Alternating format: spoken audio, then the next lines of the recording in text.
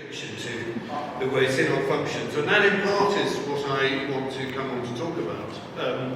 I kind of share Ian's reaction, or I understand where it's coming from, to the word synodality. I think if you asked the sort of average member of any congregation in the Church of England what synodality is, they would look at you completely blank.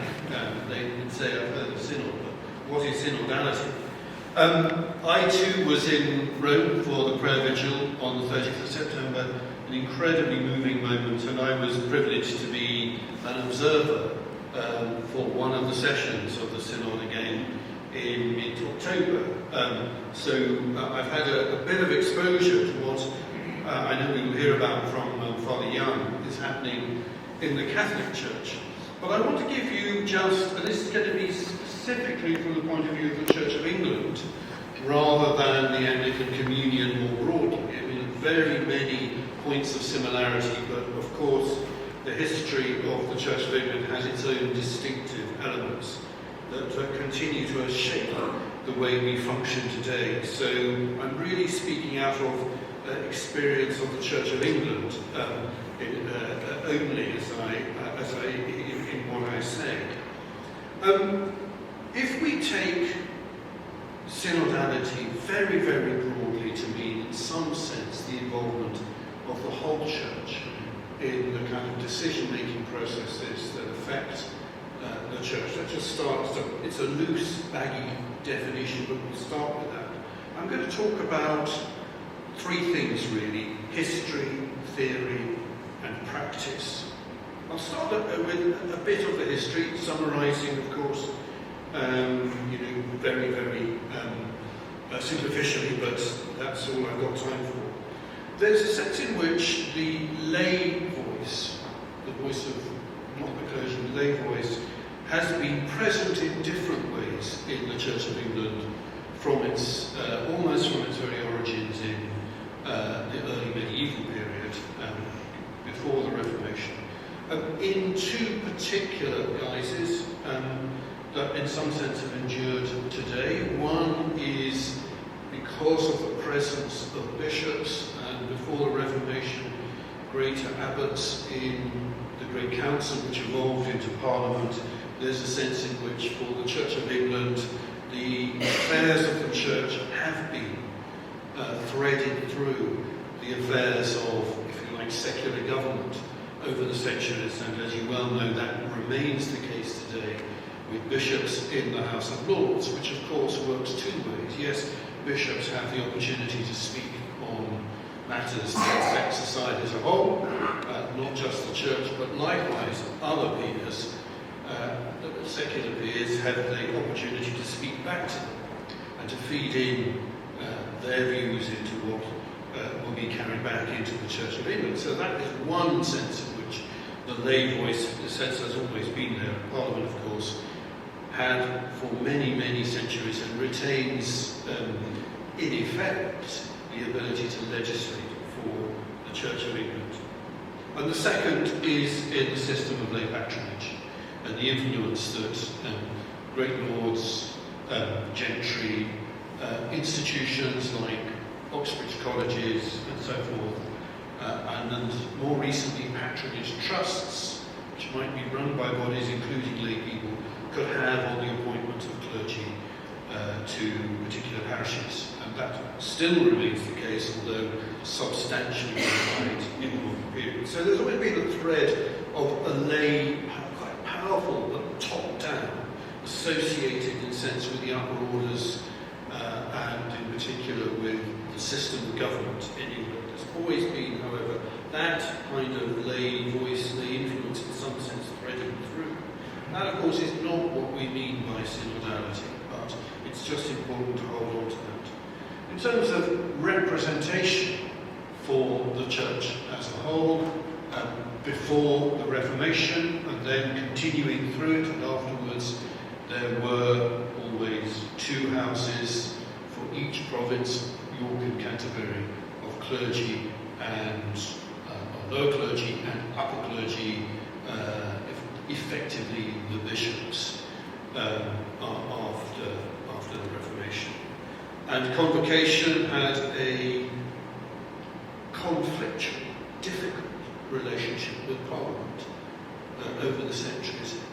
tame during the years of the Reformation, but into the 17th century crisis, increasingly at odds at times with the current of opinion in Parliament, all of which meant that by the early 18th century, effectively convocation had been reduced to formality and exercised very little active debating ability and so on. Into the middle of the 19th century, when we see really two different streams, two influences coming together to effectively provoke the emergence of the modern representative system that the Church of England has.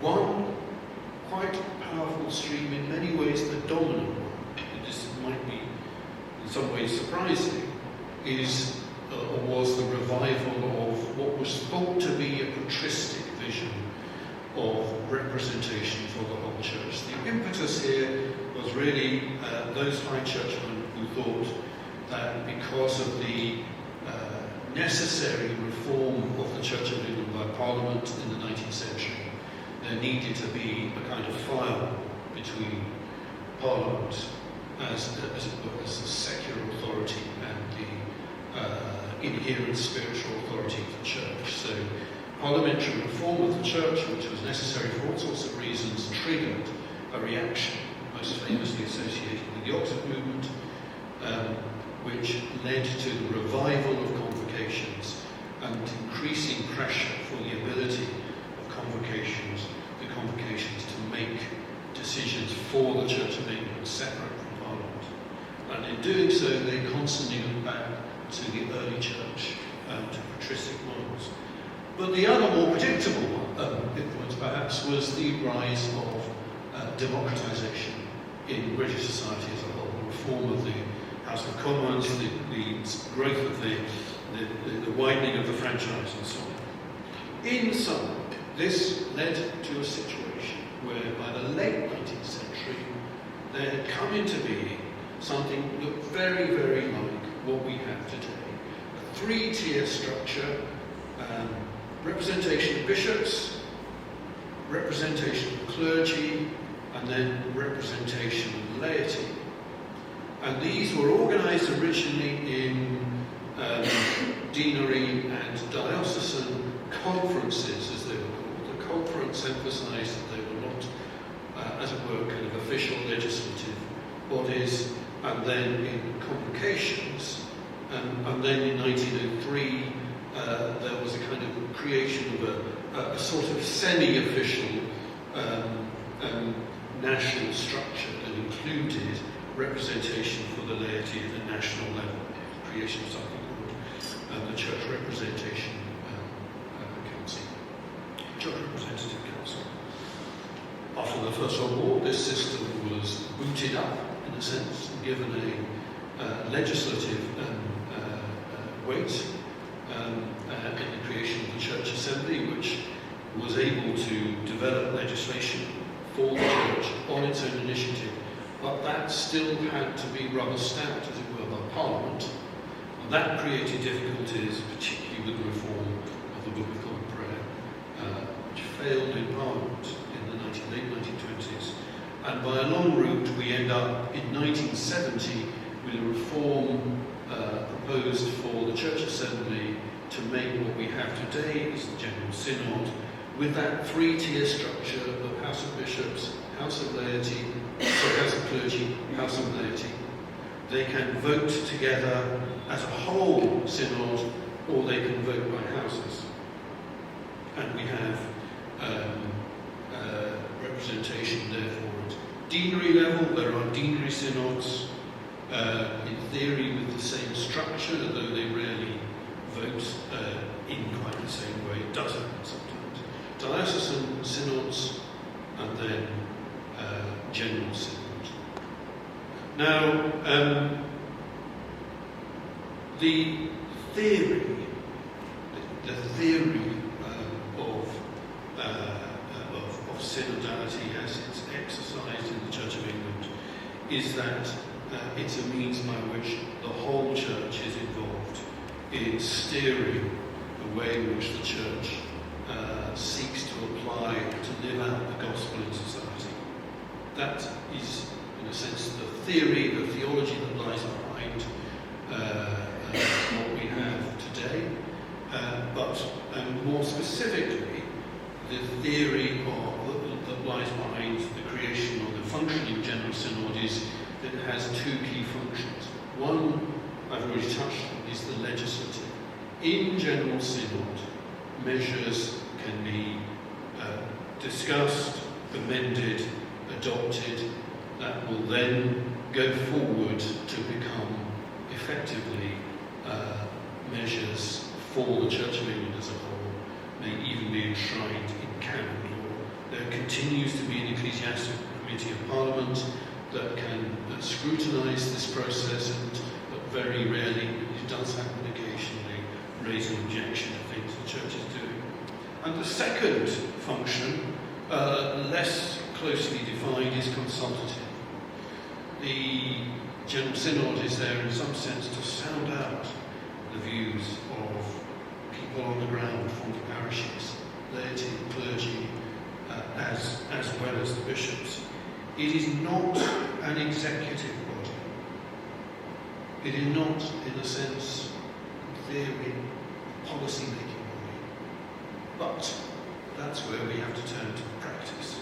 So having looked at the history briefly and looked at the theory very briefly, now we have to consider the practice. How does General Synod function? I've never been a member of General Synod, but now in my job I have to attend it. We have, if all our ecumenical partners send representatives to attend, Father Jan attends General Synod on behalf of the Catholic Church and can speak. So it's my job to look after them and to give them the opportunity to speak, help them to do that if they need to and so on. So in this job, which I've only been doing for a year and a half, I now have to attend General Synod, and I've seen how it works from the inside. And I would say it is the worst possible way of doing anything as a church, except from all the other ways. There has been a really massive shortfall between the actual practice, the functioning of Synod, and the theory, if you like, the aspirations that led to its coming into being. If you just take the question of whether Synod is truly representative, Synod truly, in all three houses, truly representative of the Church of England, perhaps particularly in the House of Laity. When, in 1919, debates were taking place for how the way in which the Church Representative Council could be reformed to create the Church Assembly, there was an argument about what the basic franchise at local level should be. Who should vote for representatives to sit in your deanery synod, your diocese synod, your general synod? Should it be, as generally become, not universally, but generally become the model in the late 19th century across dioceses, should it be confirmation and regular receipt of communion, so that those who are voting are those who are fully involved and know what's going on in the church and so on? That was the initial model proposed, but there was a strong current of opinion led by William Temple for baptism to be the franchise. Now, of course, in the case of baptism, given the history of the Church of England, that meant a vastly increased franchise. Temple's vision, and he trailed this in a series of speeches up and down the country, advocating reform of the Church's governance structure. Temple's vision was that there should be the widest possible franchise. There should be baptism, which would encourage working people to participate in the affairs of their local churches and so forth.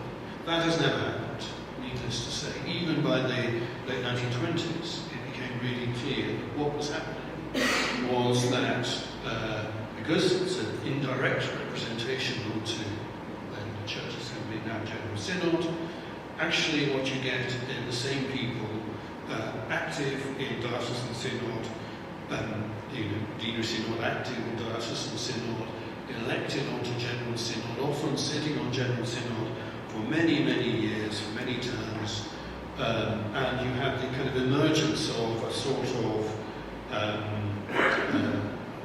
a kind of specialised elite of representatives who now are often organised according to the particular shades of opinion in the Church of England. So you have an evangelical group meeting, you will have traditionalists, Anglo-Catholics, and so forth, so on and so forth.